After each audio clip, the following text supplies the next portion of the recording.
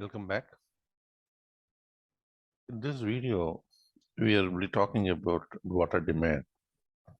It is the most important thing when we talk about the water supply facilities. Water demand means how much water is required for a specific purpose. It is not same throughout the day or month or year. It will be varying depending on the purpose for which the water is required. So, how to calculate this?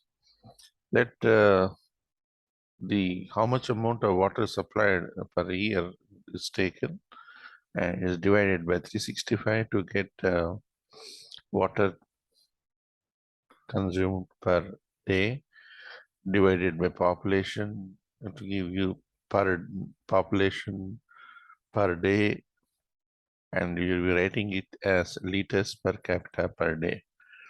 Liters is the amount of water requirement per capita is per person per day. So normally we write like this. So if you look at the different types of water demand, domestic demand, commercial and institutional demand, industrial demand, public uses or public demand, and water system losses. These are some of the different types. Let us see one by one.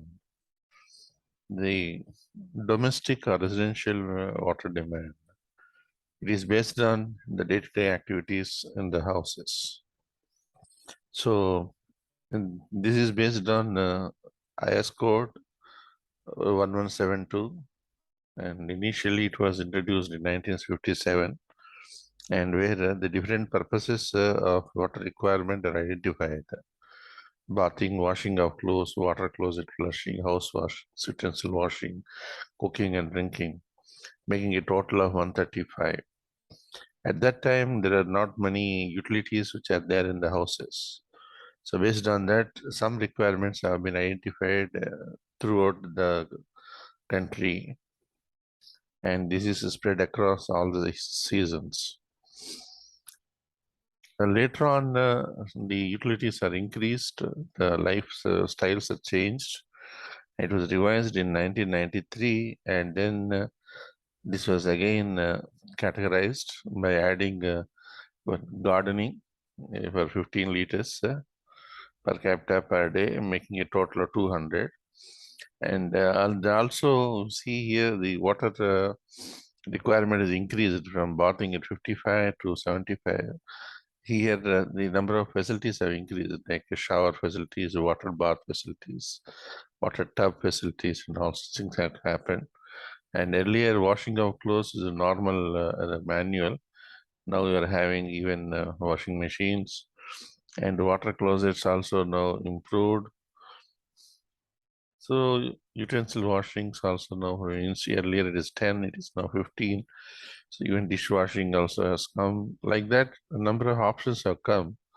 And more importantly, gardening has become one of the other activity. That's why it is also included to make it to 200. So animal washing is they also considered as 5 to 60 liters per animal. So how to characterize these two?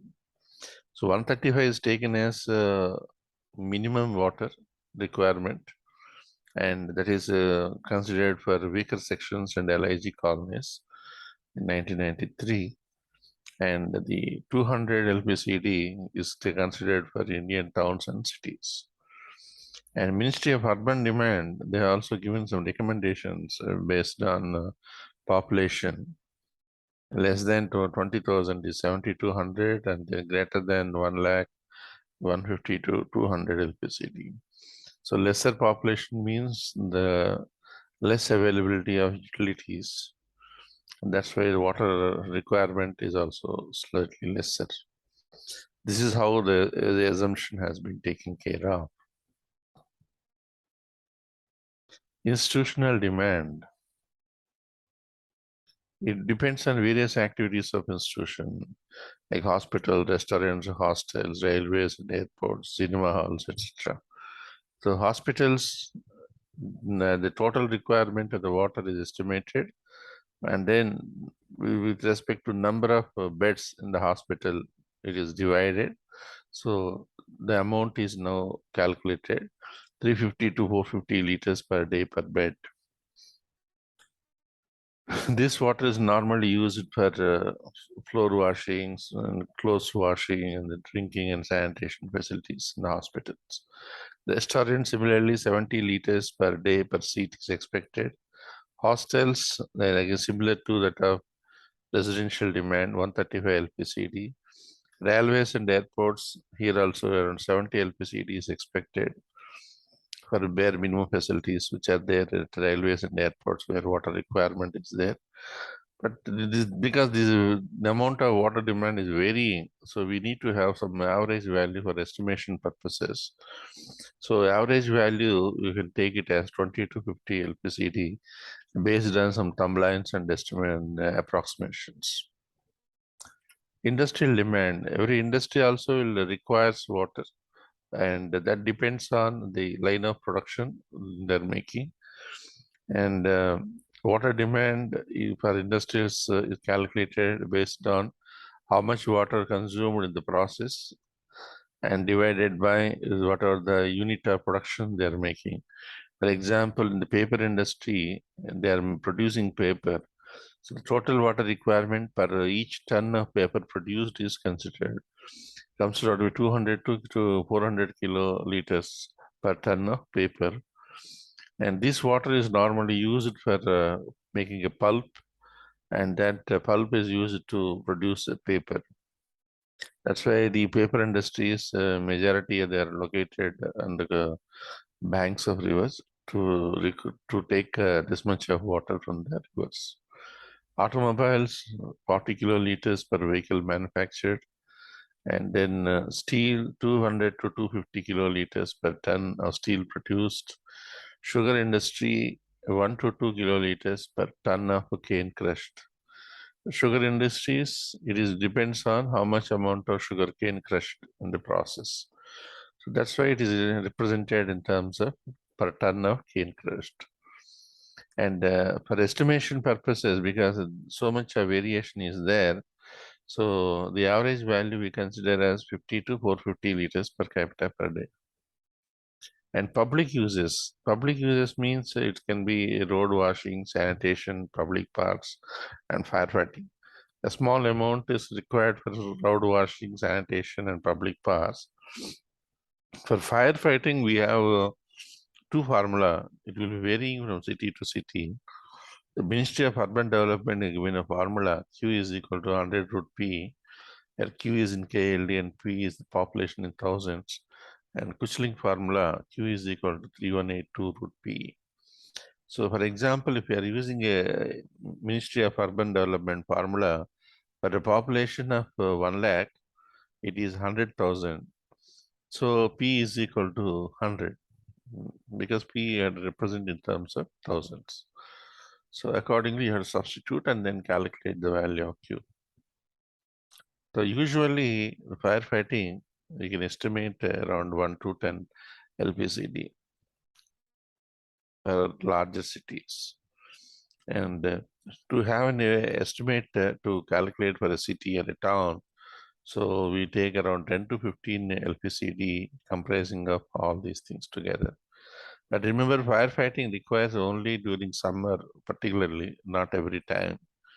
But road washing, sanitation, public parks, they are maintained throughout the year. And that's why we have to take an estimate covering the overall water requirement here. And then per person or per capita population, we need to have this much of values. Water system losses for any system of water supply. Now there will be some losses. We have seen the taps are open and then the water will be lost. So, and then there will be some losses at the reservoir. There will be some losses during the transiting from the pipes. There will be some losses during the pumping of the water, and there will be some losses at the consumer point of view. So all these things you have to put together. We can identify that there will be some leakages from service reservoirs and overflows.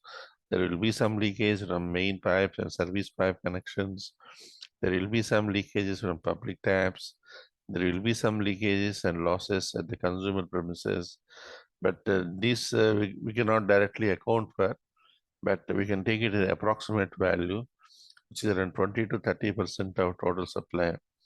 The maintenance is not proper. This value may further increase to 40% or maybe up to 50% also. So to simple calculate a water demand for a city is now the domestic, industrial, commercial, public use water losses. We'll try to put these values here based on thumb rules, and industry here 40 to 450, and then 50 I'm taking here. That means assuming that the industries are very minimum in this area, and commercially is also minimum. So thereby we are coming to be 280 to 330 in liters per capita per day overall, the entire system losses we are taking here. And there's another guidelines given based on the population less than 20,000 and greater than 10 lakhs. Considering all these water demands, it is a minimum of 110 LPCD to around more than 330 LPCD. So this is how we normally calculate the water demand for a particular region. So we have to identify all the demands and then identify whether the industries are there in that area, how many institutions are there, and what type of facilities requirements are there. And all such type of things we consider, and then we take a bare minimum estimate and add all those things to come out with the overall requirement for the city. And this is what the municipal administration has to look at. This value, when you multiply with the population, will give you the overall water requirement for the entire city. That much of water required to be supplied for the entire city to satisfy all the needs. This should be the target of the municipal administration. And this is how we normally calculate the water demand based on the different purposes of water demand. Okay, thank you.